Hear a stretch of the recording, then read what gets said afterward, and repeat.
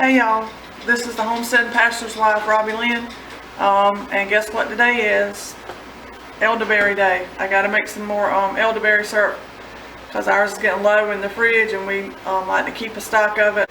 Pastor takes it every day to help with his sinus issues and stuff. He takes it all year round, so we keep it on hand at all times, and plus I have some customers that buy it all year round, so I try to keep some on stock just in case, anybody wants to purchase some, or I have to keep it on stock for him. But I'm going to bring y'all along today, and I'm going to give you a recipe, a basic recipe that I started out with, but this is not my recipe because I have added my own, I've done my own research and added some different herbs and stuff to mine to make it more beneficial or potent, whatever you want to call it for us. And but I won't give you my recipe because I have, we have issues with people, they don't want to do right. So, but I'll just give you one that I researched at the beginning when I first started making it. This is what I used, and it's a basic recipe, but you can use, you can add whatever you want to. Some people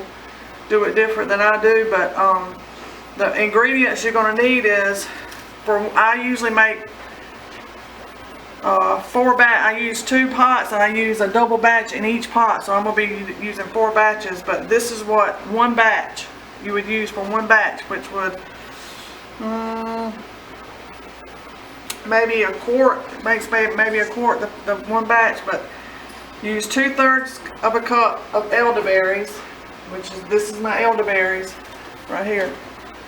I'm going to use 2/3 of a cup for one batch, but I'm using double that, so I'm going to use, this is a third, 1/3, 2/3, then I'm going to use each pot gets the same. So again, that's for one batch. You want to use 2/3 cup of, I use the organic dried elderberry. I order them from Amazon if I don't have any. I do have some of my own, a few this year, but not, enough to keep me in stock all year round. So I do order from Amazon, and if you get them now, you'll get them cheaper. If you wait till flu season, they almost double in price. And I think the last time I checked was like a 16-ounce bag of the dried was like maybe close to $20. But if I waited till the fall and winter to get them, they almost double in price. So I tried to get them ahead of time. And then I've already got my water in here. You're gonna need 3.5 cups of water for one batch. So that's I use 7 cups for 2 batches. And then you want to use your ginger root. I get I order the organic ginger root from Amazon too. I'm an Amazon girl. You want 2 tablespoons of ginger root for one batch, and I just do it loosely. I don't, I don't really skimp on it. I just, the more the better is what I say. Let me put y'all down here so y'all can see what I'm doing. Can y'all see that? Maybe? Yep. Okay, that's 2 tablespoons of ginger root. I'm going to put, like I said, I got a double batch, so I'm putting double.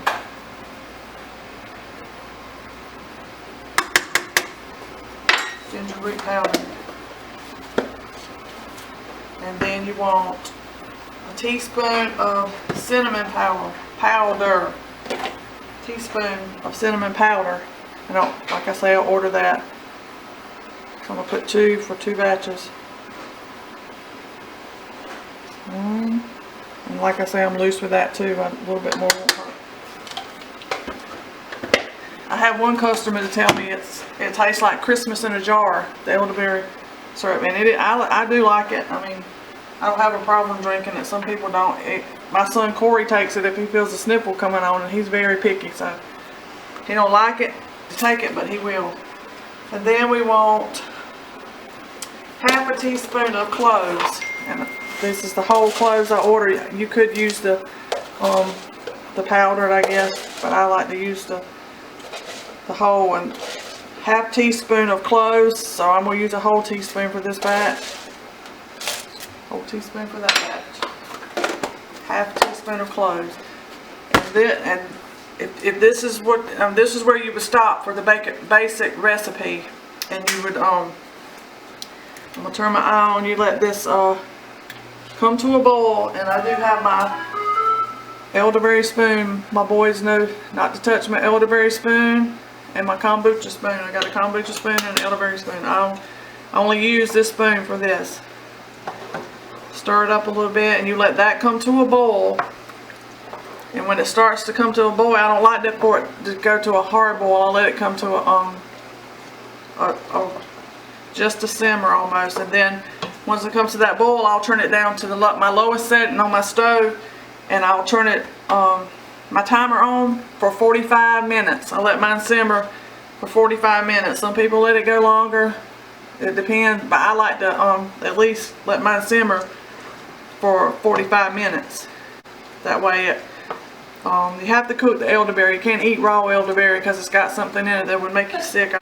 Trust me, we've drank enough elderberry. If you cook it down, it's not going to hurt you. And that's why when I boil mine, I don't put the lid on it. I let that that steam escape, so it'll cook that stuff out of there. But it's not going to. I'm not a nurse, a doctor. I don't make any medical claims, but hey, it works for us, so if it works, if it's natural, I'll use it. I'd rather use the natural than to go the other way, So once you let it boil for 45 minutes, I'll bring you back after it's boiled, and I'll show you what we do next. Okay, it's been 45 minutes, and we're gonna I'll let you see. I don't know if you can see it. That's what it looks like as far as it turns real dark, like a purple like syrup. And your next step is going to be you're going to add your honey, but you don't want to add your honey while it's this hot. So what I do is I set my timer for about 30 minutes and let it cool down first, because you don't want, if you put your honey in there, it'll kill the good stuff in the honey if you put it in there while it's too hot. And you want to try to get as local as possible of honey and organic raw honey as you can to put in it, to help with like your allergies or whatever. It helps to have the local honey in it. So I'm going to let this sit for about 30 minutes, and then I'll come back and strain my berries out and add the honey, and I'll show you the process. Okay, we're back, and it's been about 30 minutes, and my elderberry has cooled enough that I can add my honey. But first of all, I want to you have to strain the berries off, because you don't want the berries in the juice. So I'm gonna bring y'all down, and we're gonna strain it for you.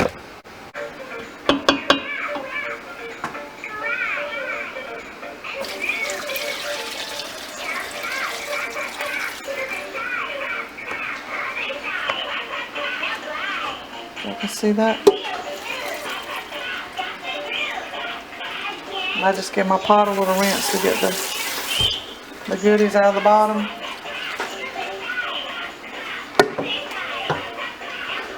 You want to kind of mash them to get all the good stuff out of them.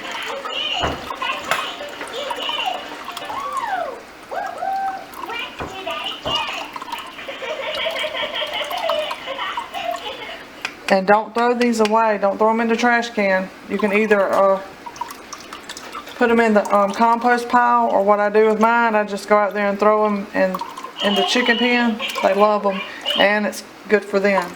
So you won't be wasting them for sure.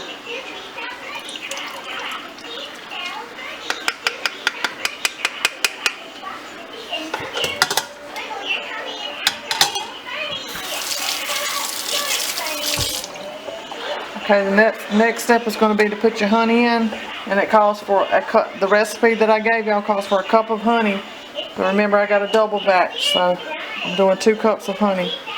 And like I said, try to get local honey if you're gonna do it, if at all possible.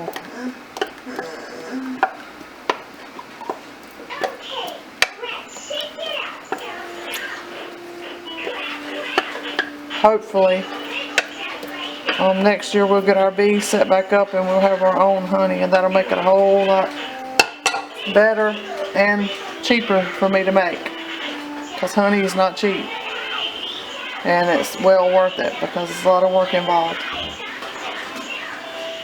So what I'm going to do is I'm going to stir this up real good until I get the honey.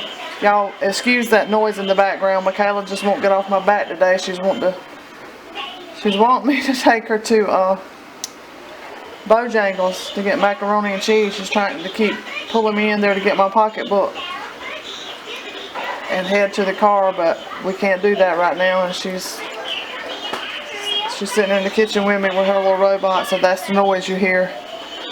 I hope it's not distracting. And now what I do is I take a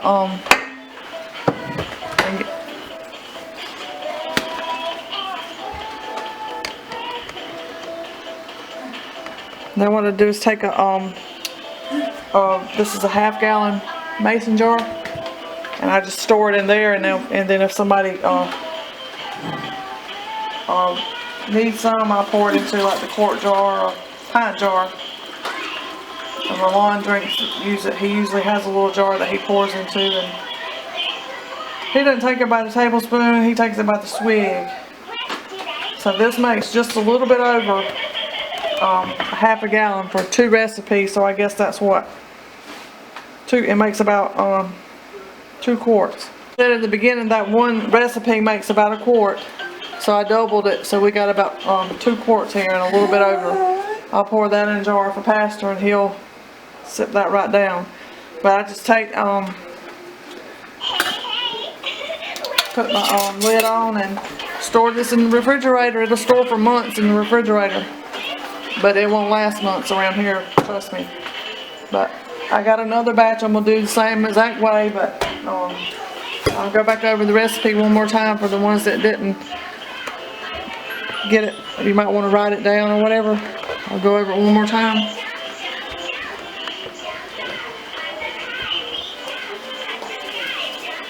Okay, like I said, the one batch, this is just a basic elderberry recipe. Like I said, I add extra stuff to mine, and you can, as you learn or as you make more and more batches, you might want to add different stuff to it. You can do your own research for that, but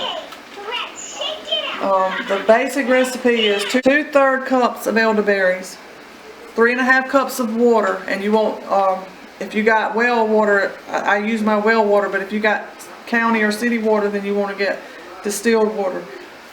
Then you want 2 tablespoons of ginger root, a teaspoon of cinnamon powder, half teaspoon of cloves, and then the 1 cup of raw honey. And like I said, you put that in there and boil it, not boil, but get it started to boil, and then reduce it and simmer for about 45 minutes. Then you take it off the eye, let it cool for around 30 minutes so you can put the honey in, because you don't want to put the honey in while it's real hot. And then after this, after it's cooled, you strain the berries out, put the honey in, and just stir it up real good. Put it in a mason jar, put it in the refrigerator, and the way I do it is if I feel like a scratchy throat or sneezing or something like that, I'll start taking like a tablespoon, 2 tablespoons a day, or 2 tablespoons usually at one time I'll take until I feel it, go away. And if it starts to getting worse, I'll just take, it's not going to hurt you. I take like 2 tablespoons each time. I take it like every 3 or 4 hours during the day until it's, everything settles down. But like I said, Pastor takes a swig every morning. He doesn't measure, by a tablespoon. He just takes a swig of it, and it seems to help his allergies a lot. Like I said, I'm not saying it's a medical cure or anything, but it helps him, I'll say that. And we enjoy it, and I got faithful customers that really enjoy it, and they keep coming back. So I hope this was helpful to y'all. I had several people, you know, asking me to show the syrup recipe, and I showed the me picking the elderberries and how I store them, and I'll try to link put a link up top for that video. Never done that before, but this will be the first time I'll try. If it's not there, that means I didn't know what I was doing. So if you have any questions, just post them down below and I'll try to answer. I'll tell you what I know about it. I don't know everything. I don't claim to know everything, but I've been making elderberry syrup. We've been here 4 years. Probably around 7 or 8 years I've been making it. So I got a little bit of experience under my belt. But just like I said, let us know if you got any questions, and I hope you enjoyed this video, and hope y'all have a wonderful afternoon, and the rest of the week. It's almost hump day. Tomorrow's Wednesday, so I hope y'all enjoyed it, and we'll see y'all on the next video. God bless.